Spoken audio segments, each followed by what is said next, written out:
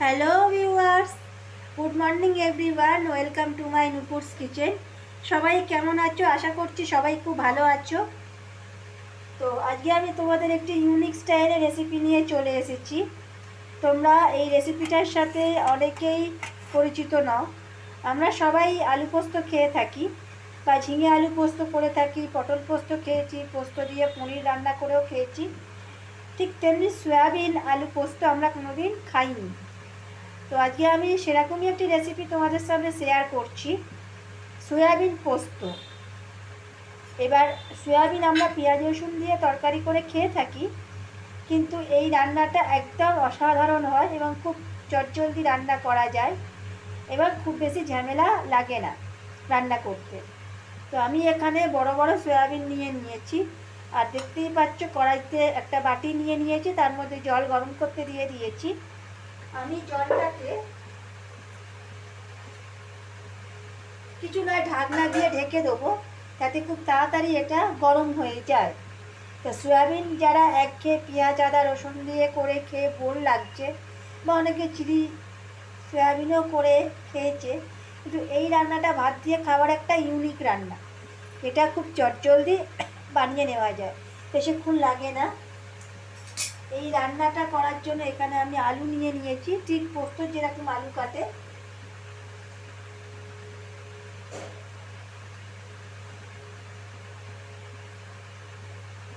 আর এখানে কুচানো পেঁয়াজ নিয়েছি, আর এখানে নিয়েছি পোস্ত আর তিল বাটা। আর এখানে আমি যে পোস্তটা নিয়েছি, 2 চামচ পোস্ত আর 1 চামচ তিল পেস্ট করে নিয়েছি। এখানে বলে রাখি, এখানে বাটির মধ্যে যে জলটা দিয়েছি, জলটা যতক্ষণ না ফুটছে আমরা জলের মধ্যে একটু সামান্য নুন দিয়ে দিচ্ছি। নুন দিয়ে যদি একটু ভালো করে খুন্তি দিয়ে মিশিয়ে নেওয়া যায়, তাহলে সয়াবিনের মধ্যেও কিন্তু নুনগুলো ঢুকে যায়। জলটা দিয়ে আমি আবারও চাপা দিয়ে দিলাম, তাহলে কী হবে, সয়াবিনগুলো ভাজার সময় আলাদা করে আর নুন দিতে হবে না। আচ্ছা, এখানে আমি দেখিয়ে রাখছি, এখানে আমি 1 বাটি সয়াবিন নিয়েছি। আমি এখানে Emami healthy and tasty soya chunks use করেছি।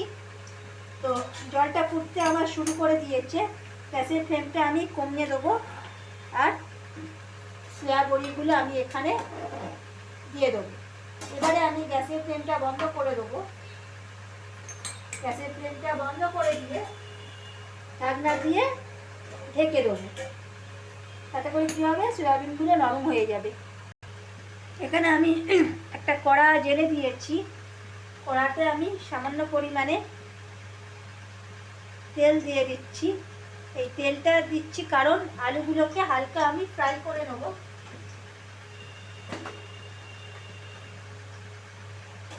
তাহলে কি হবে, খেতেও খুব ভালো লাগবে।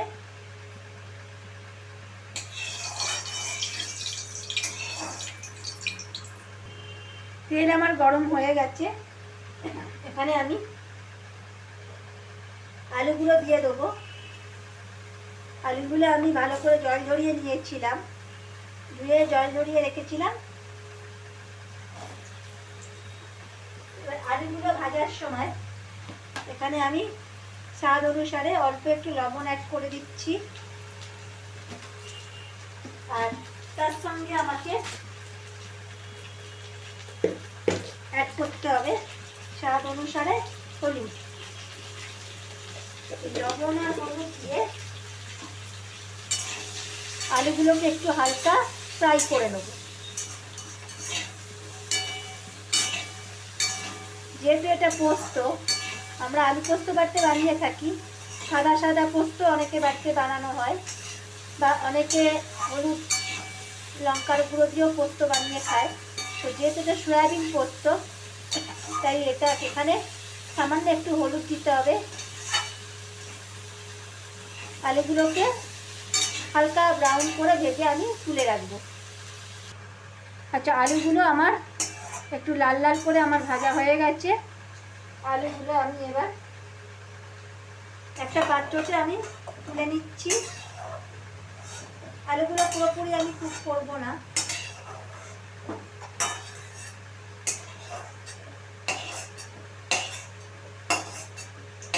আলুগুলোকে তুলে নিয়ে এখানে আমি আরও কিছুটা পরিমাণে তেল অ্যাড করে দিচ্ছি, কারণ ওই তেলের মধ্যে আমাকে দিতে হবে 1/2 চামচ নুন। যে সয়াবিন সেদ্ধ করার সময় নুন দিয়েছিলাম, তাও আমাকে এখানে 1/2 চামচ একটু নুন দিতে হবে। গ্যাসের ফ্লেমটা একটু হাই রাখতে হবে।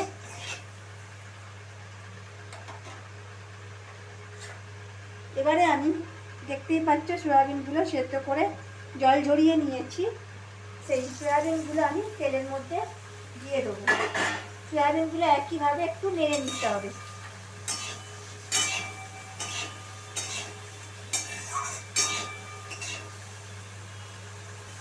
আচ্ছা, সয়াবিনগুলো ভাজার সময় হালকা একটু হলুদ দিয়ে দিলে কালারটাও খুব সুন্দরভাবে চলে আসে। তো আমি এখানে 1/2 চামচের মতন হলুদ দিয়ে ফ্রাই করছি। তোমরা চাইলে হলুদ যদি পছন্দ না করো তোমরা স্কিপ করতে পারো। আমি এখানে 1/2 চামচের মতন হলুদ দিয়ে হালকা ব্রাউন করে ভেজে নিচ্ছি। আচ্ছা, এখানে আমার সয়াবিনগুলো ব্রাউন করে ভাজা হয়ে গেছে। আমি আলুগুলো যে পাত্রে তুলেছিলাম ওই পাত্রে আমি সয়াবিনগুলো তুলে রাখছি।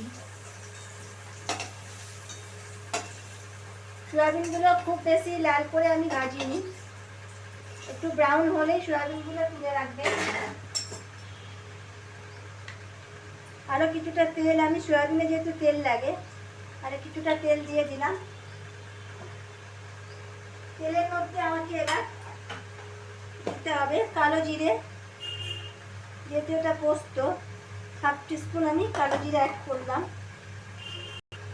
আচ্ছা, এবার এই তেলের মধ্যে আমি এখানে কয়েকটা চেরা কাঁচা লঙ্কা দিয়ে দিচ্ছি। এবারে আমি আগে থেকে একদম মিহি করে স্লাইস করে কুচিয়ে রাখা পেঁয়াজগুলো আমি দিয়ে দিচ্ছি। পেঁয়াজটা দিয়ে একটু ভালো করে ভেজে নিতে হবে। আমি এখানে একটা মিডিয়াম সাইজের পেঁয়াজ নিয়েছি।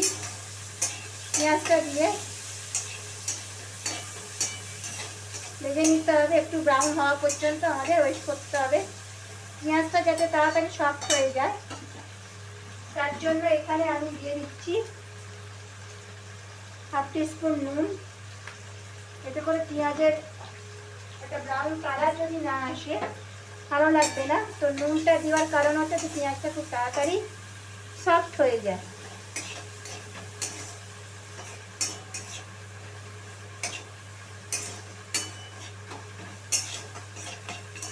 এই রান্নাটা পেঁয়াজ দিয়ে করলে, যেহেতু সয়াবিন রান্না, আপনারা চাইলে যদি নিরামিষ পছন্দ করেন যারা, বা যারা পেঁয়াজ খেতে পছন্দ করেন না, যারা পুরো মানে পিওর ভেজ যাকে বলে, তো তারা পেঁয়াজটা স্কিপ করতে পারেন। তো সেক্ষেত্রে পেঁয়াজের পরিবর্তে আলু আর সয়াবিন দিয়ে নেড়ে নিলেই হবে। তো এখানে আমি পেঁয়াজটা দিয়েছি, যেহেতু আমরা পেঁয়াজটা খাই বলে। পেঁয়াজটা একটু ব্রাউন করে ভাজা পর্যন্ত অপেক্ষা করছি। এবারে আমি আগে থেকে ভেজে রাখা আলুগুলো প্রথমে আমি দিয়ে দিচ্ছি। আলুগুলো দিয়ে পেঁয়াজের সাথে আরও কিছুক্ষণ আমি একটু মিশিয়ে নেব। যেহেতু আলুগুলো ভাজার সময় নুন দেওয়া আছে, আমাকে আর নুন অ্যাড করতে হবে না।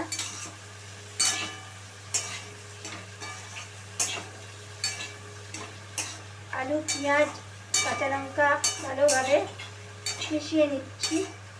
এবারে আমি সামান্য পরিমাণে জল অ্যাড করে দেবো।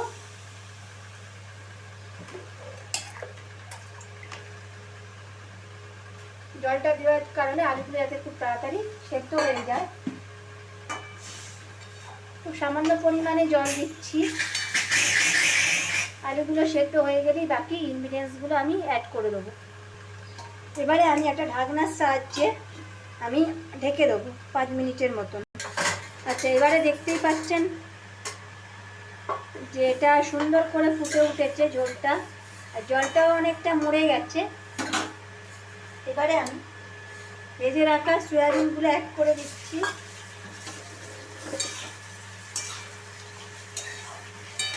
সয়াবিনগুলো অ্যাড করে দেবো। আর তারপরে এই বেটে রাখা যে পোস্তটা আছে এইটা আমি দিয়ে দিচ্ছি।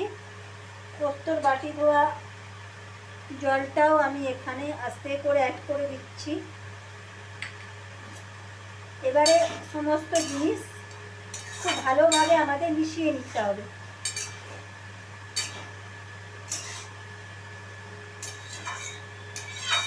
মিশিয়ে নিয়ে আমি এখানে ঢাকনা দিয়ে জাস্ট মিনিট 3 মতন আমি, যাতে সমস্ত মশলাগুলো একসঙ্গে মিশে যায়, ঢাকনা দিয়ে 3 মিনিট আমি ঢেকে দেবো। আচ্ছা, হয়ে গেছে আমার সয়াবিন পোস্ত।